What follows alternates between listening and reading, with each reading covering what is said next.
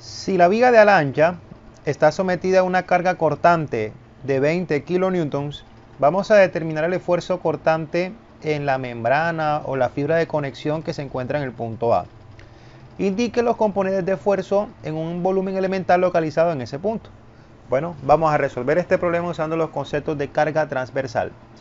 Entonces, primeramente hay que recordar que la fórmula para calcular el esfuerzo cortante es igual a la división de la carga transversal cortante por el primer momento de área sobre el producto del momento de inercia de toda la sección por el ancho del área de interés. En este caso particular vemos que el primer momento de área, definido como Y' tras sobre A, hace referencia a esta parte de aquí, digamos que al área que está por encima del punto de interés. Es decir, que con respecto a un punto de referencia se calcula el centroide de una figura que esté por encima del punto donde te interesa calcular ese flujo cortante de carga transversal, y a la vez se multiplica por esa área que está por encima de ese número. Eso me da el primer momento de área. Y por otro lado, el momento de inercia siempre va a ser el de toda la sección. Listo, entonces vamos a ir por pedazos. Inicialmente, ¿qué tal si procedemos con el momento de inercia, que es un concepto algo más sencillo de entender que comparado con pronto con este que ya voy a explicar una vez termine esto? Entonces miren que pues yo aquí tengo una forma de I, vamos a pintarlo así nomás, una I, y esa I puede provenir de básicamente el cálculo de la forma que tiene esa I. Sin embargo, miren ustedes que si yo quisiera calcular el momento de inercia de esa I, me tocaría calcular el momento de inercia de esta área, sumar el momento de inercia de esta área y también sumar el momento de inercia de esta área. Me tocaría ir al centroide, mirar a ver cómo se puede calcular por áreas compuestas y con base a un marco de referencia llegar a ese fin. Sin embargo, hay una estrategia un poquito más sencilla y que da el mismo resultado. Esta consiste en tomar toda la parte de la I como si fuese producto de que a un rectángulo se le quitó dos rectángulos más pequeños que son exactamente iguales. Entonces, si yo a ese rectángulo que está en color rojo en los bordes, ¿sí?, todo este de aquí, le quito esos que están en verde, me queda la forma de la I. Es decir, que es una estrategia geométrica que me sirve para llegar al mismo lugar que por medios de pronto un poco más sofisticados o robustos. Entonces aquí tendría un doceavo. Para el caso de un rectángulo, cabe aclarar, ¿no? Siempre es el momento de inercia un doceavo. Si lo estamos viendo con respecto, digamos que es la altura, entonces aquí sería, bueno, toda la altura sería todo esto, ¿no? Va a altura y aquí tendríamos la base. Entonces sería un doceavo de la base por la altura de la 3. Va. Entonces aquí simplemente vamos a tomar esa información para dar referencia, sacarle el momento de inercia de todo este rectángulo que representaría de donde salió ese perfil en I. Entonces así las cosas, vemos un doceavo de la base, que en este caso son 200 milímetros, pasados a metros son 0.2 por toda su altura, que en este caso sería a los 300 sumarle los 40, o sea 0.34, quedaría ahí en metros. Todo esto elevado a la tercera. Y a esto le quito este rectángulo de aquí, que está aquí hueco, todo este de acá, al igual que este de aquí que está hueco o vacío. Esos dos pues vienen de una distancia de base, esta y esta son la misma, que digamos que es la suma de que a 200 le quitas el alma, que son 20, o sea 18. Entonces yo puedo colocar aquí un doceavo de esa base, que serían 0.18 por la altura, que tendría solamente la altura parcial del rectángulo, ojo, es decir, solamente la que tiene el alma de la viga. Aquí vemos que tiene una altura de 3, ¿vemos ahí? 300 milímetros, o lo que es lo mismo, 0.3 metros, esto elevado a la 3. Al resolver esta operación me queda que el resultado del momento de inercia es igual a 0.2501 por 10 a la menos 3 metros a la 4. Vamos aquí a dejar esto parcialmente resaltado para ir avanzando. Si de pronto nos enfocamos viendo esto desde una vista frontal, vamos a pintar esa vista frontal aquí. Entonces, evidentemente, como ella es simétrica con respecto al eje X, lo que pase aquí va a pasar acá. Como me interesa es el área que está en esta parte de encima, Yo me voy a enfocar solamente en lo que hay desde la fibra neutral hacia arriba. Entonces yo la voy a pintar acá. Pues es como una especie de T lo que vamos a ver a continuación. O dicho de otra manera, sí, es una T. Toda esta parte de acá como tal dibujada. Listo, entonces ahí tendría la figura que estaba resaltando, que ya voy a borrar acá para verla un poco mejor con el tema de las dimensiones. Por aquí tenía referencia de la fibra neutral, que sería esta de acá. Voy a poner aquí el eje neutro.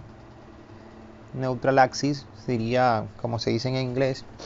De aquí a acá tengo una cotación, según lo que se ve aquí, de 20 milímetros, o lo que es lo mismo, 0.02 metros.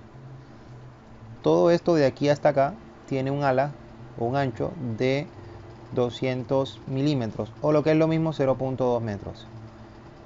¿Listo? 0.2 metros aquí.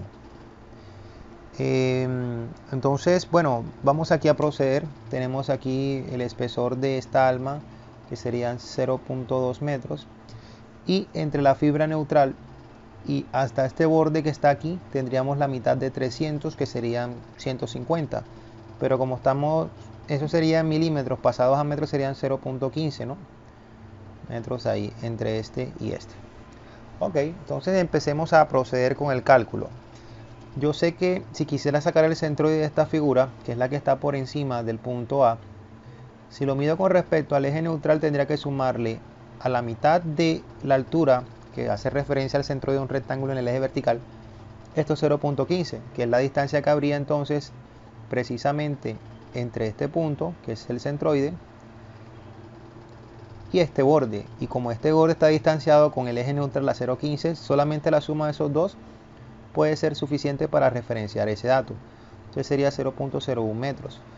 O sea que en ese caso particular podemos decir que ese y' trazo es igual a 0.16 metros. Todo esto de aquí. Ok.